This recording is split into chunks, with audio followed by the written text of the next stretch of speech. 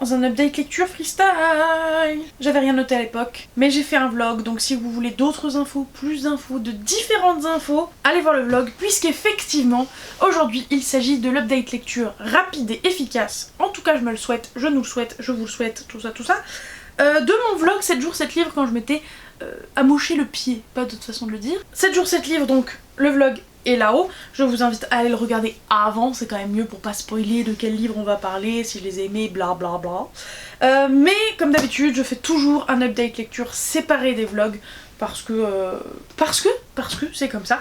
Et là aujourd'hui il va être rapide puisque dans moins de 20 minutes, il faudrait que je commence à me préparer pour mes cours de danse. Donc je pense que je vais être à la bourre à mes cours de danse surtout. On va faire au plus efficace, au plus rapide, au mieux. On va faire. Le tout premier livre que j'avais lu pour cette occasion, c'était à l'époque en livre audio, Une braise sous la cendre, donc c'est le tome 1. Je pense que c'est le nom de la série, Une braise sous la cendre, très exactement, de Sabaa Tahir aux éditions Big Bang dans leur beau relié avec ce joli jaspage avec l'héroïne Laïa, j'étais pas si loin, qui a été une vraie merveille. Alors, peut-être pas un coup de cœur quand même, mais vraiment c'était excellent. Je sais que le 2 est moins bon, il rejoindra ma palle un jour ou l'autre. J'attendais de voir s'ils l'avaient, s'ils allaient le mettre sur NetGalley en audio. Il est sorti fin janvier, je suis actuellement en mi-février, il n'est toujours pas sur NetGalley. Je commence à perdre espoir. De toute façon, je ne peux pas m'acheter d'autres livres à cause de mon petit système, là, blablabla. Donc de toute façon, ça attendra pour le tome 2.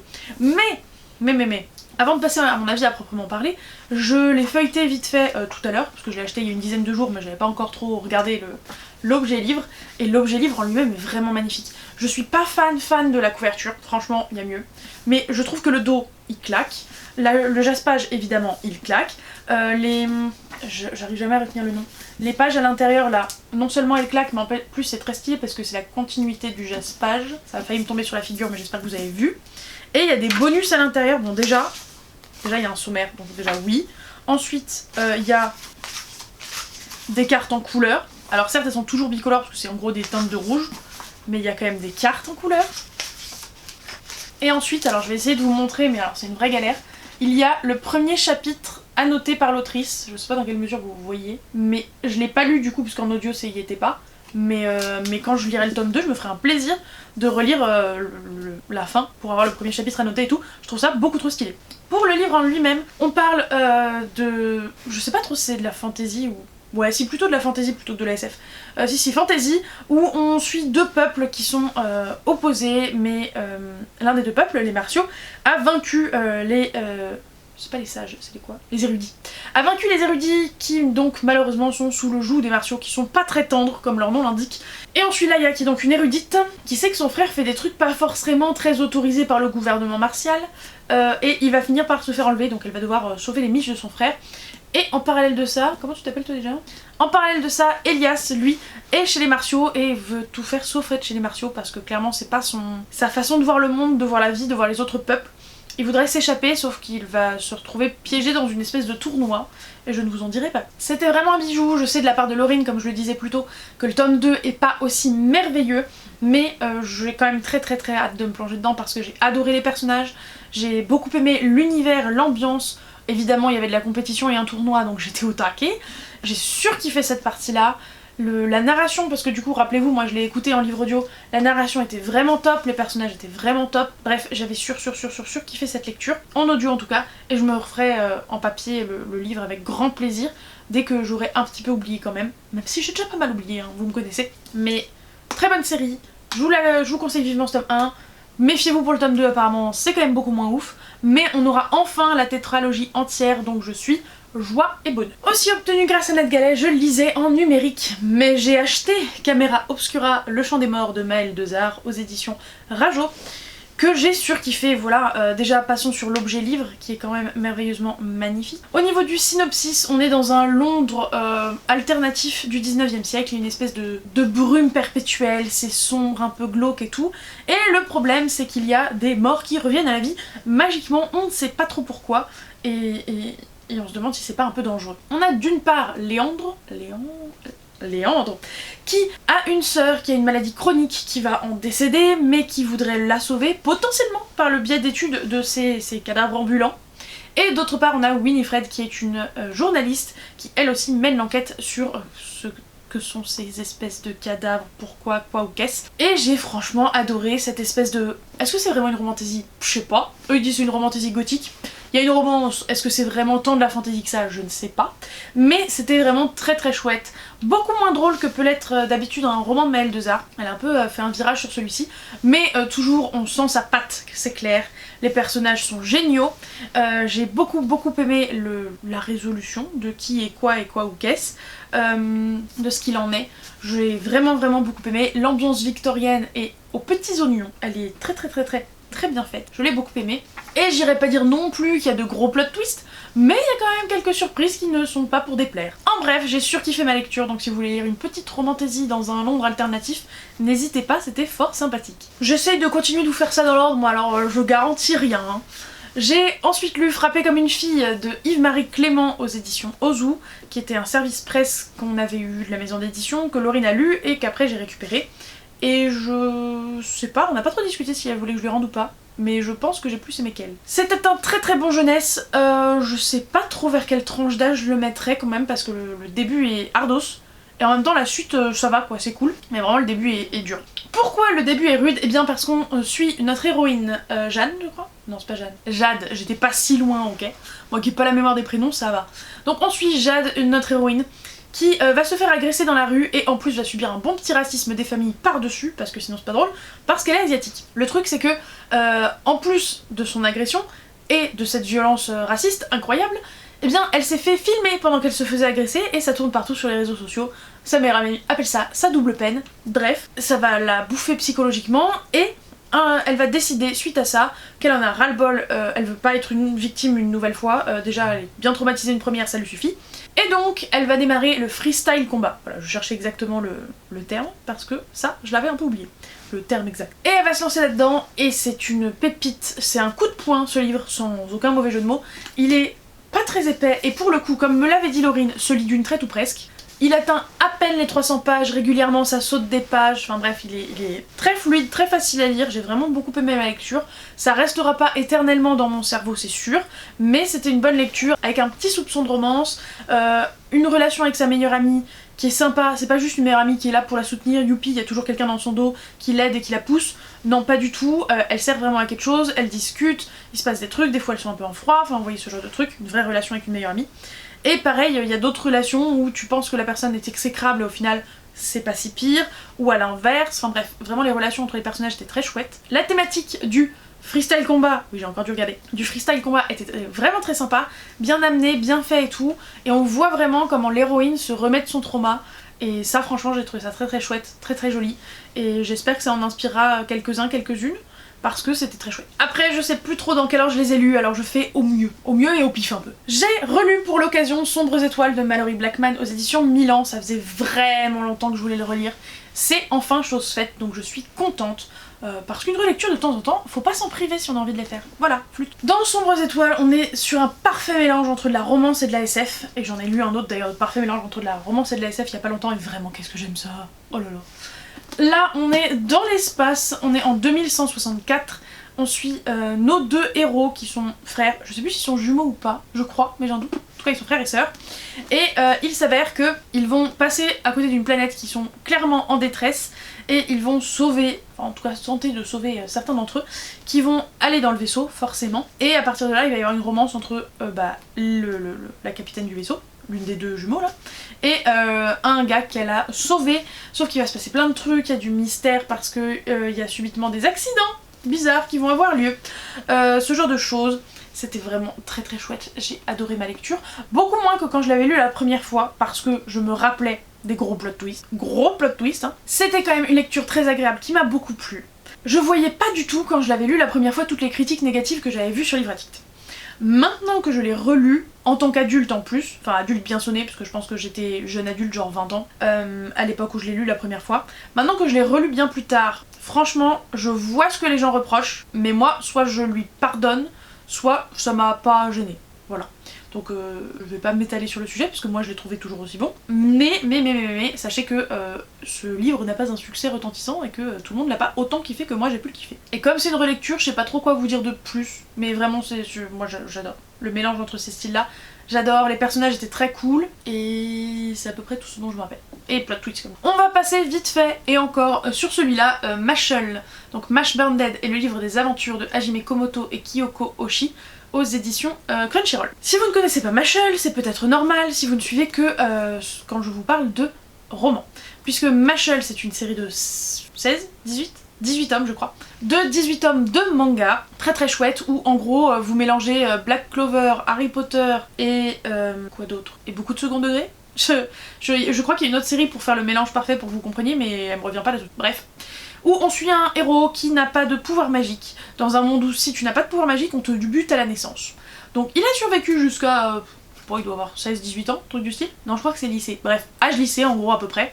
Il a survécu jusque là, sauf qu'il va se faire choper, n'ayant pas de pouvoir, et le gars veut le buter, sauf qu'en fait, le truc c'est que son père l'a musclé à l'excès, genre vraiment quand je vous dis à l'excès, c'est à l'excès, hein, pour que ça équilibre le fait qu'il ait pas de magie et qu'il puisse faire croire qu'il a de la magie. Et donc, il va se faire choper par une espèce de police, et le gars va lui dire... Enfin, le gars va se faire... se prendre une raclée, malgré ses pouvoirs magiques alors que Mash n'en a pas, et va lui dire, bah en gros, si t'arrives à aller dans l'académie de magie, à être pris, et à être major de promo, ok je te fous la paix et je bute pas ton père.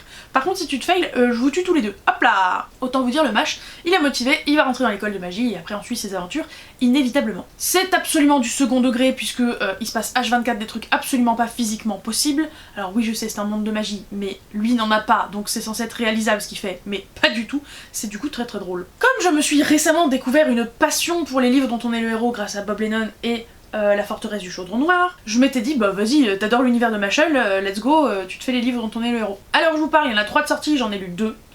Ça c'est le premier, et en gros c'est complètement différent de La forteresse du chaudron noir, parce que La forteresse du chaudron noir c'est vraiment un roman dont vous choisissez les embranchements, les choix, etc. etc.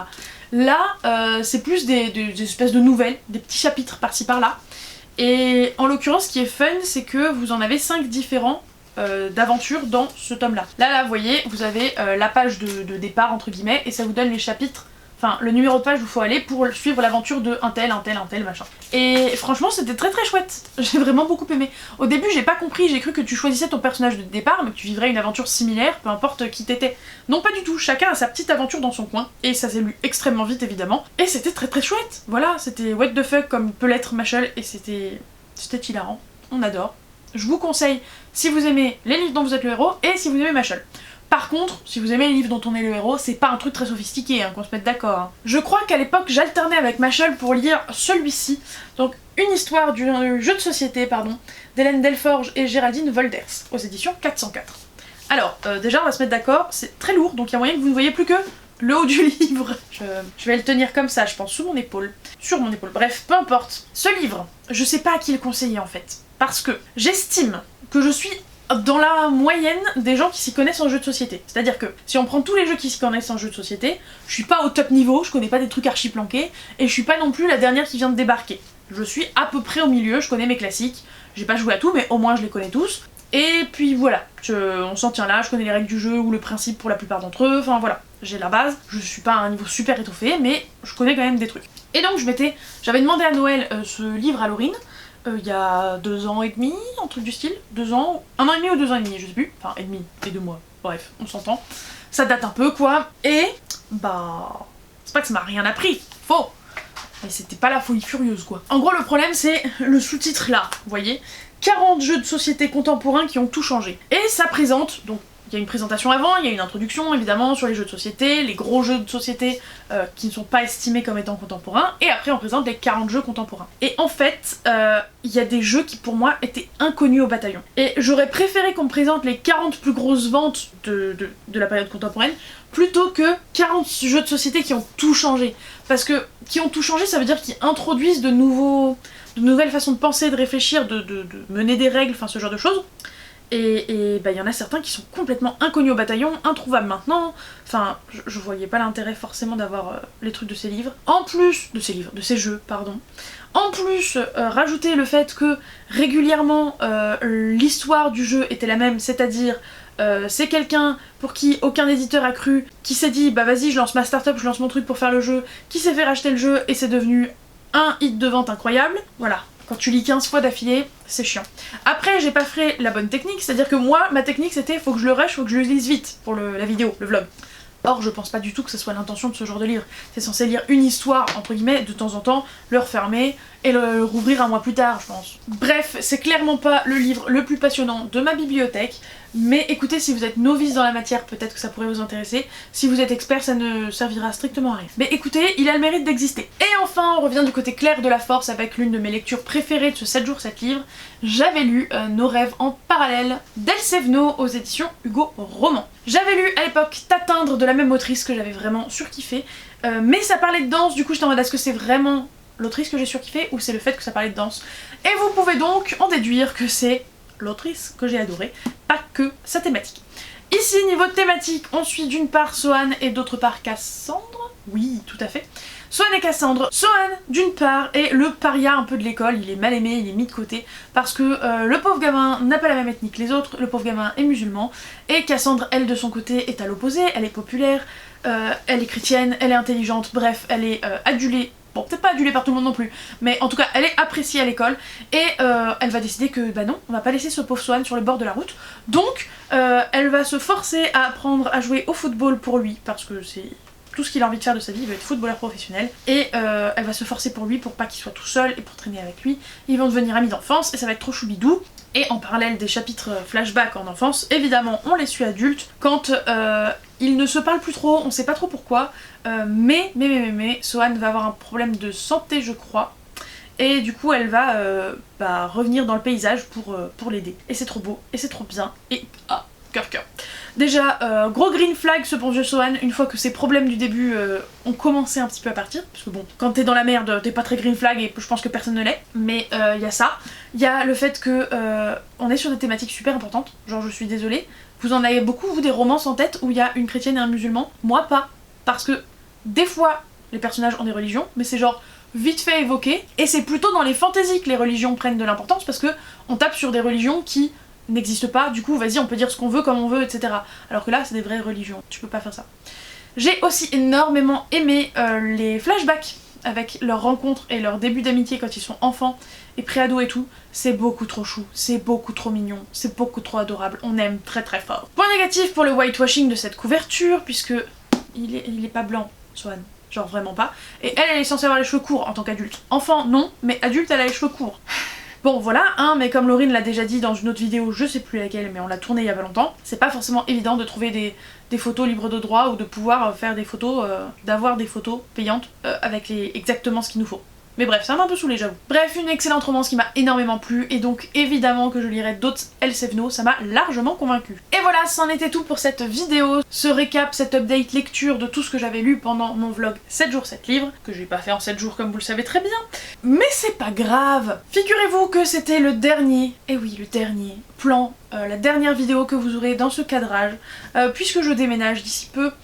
C'est pour ça aussi que vous avez eu un certain temps sans vidéo de moi en solo, parce que j'avais trop la tête ailleurs et que j'avais pas le time de filmer. Mais bref, donc voici le dernier plan, profitez, voilà. Je ne sais pas du tout à l'heure actuelle à quoi ça ressemblera plus tard. J'espère que ça sera bien, j'espère que ça sera beau, que le cadrage sera sympathique. En tout cas, moi je vais vous laisser là. N'hésitez pas à me mettre un emoji qui fait référence à un des 7 péchés capitaux. Et vous allez me dire, mais qu'est-ce que tu racontes? Oui, parce que 7 jours 7 livres, donc 7, beaucoup de 7. 7, ça me fait penser à quoi? 7 péchés capitaux. Alors je sais qu'il y a plein d'autres trucs par 7, genre les jours de la semaine, les nains de Blanche-Neige, bref, il y a plein de trucs par 7, mais écoutez, en premier j'ai pensé aux péchés capitaux, donc voilà, débrouillez-vous. J'espère que vous avez d'excellentes lectures actuellement, je vous fais de gros bisous, n'oubliez pas de mettre un petit pouce en l'air et un commentaire, et à la prochaine, ciao!